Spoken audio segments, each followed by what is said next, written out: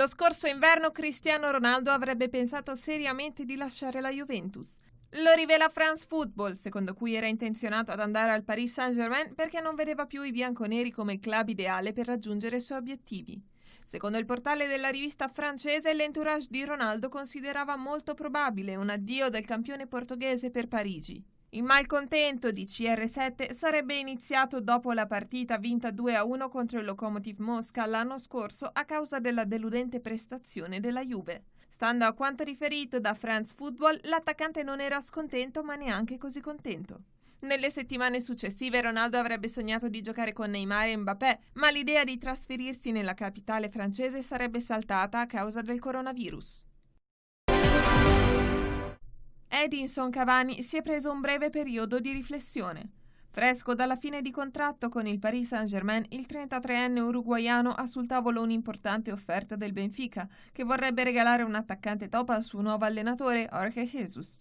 Secondo il quotidiano portoghese A Bola, Cavani sarebbe rimasto favorevolmente impressionato dal progetto dei lusitani e nella sua città natale, Salto, starebbe valutando se accettare o no. Una sua risposta è attesa nel weekend.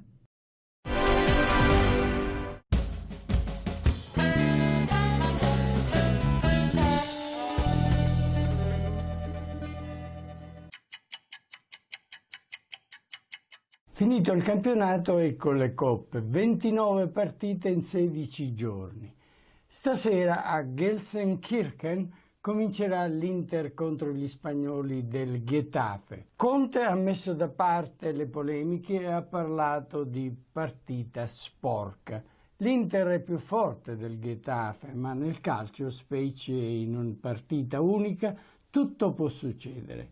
I numeri sono favorevoli ai nerazzurri, secondo il campionato, Getafe ottavo.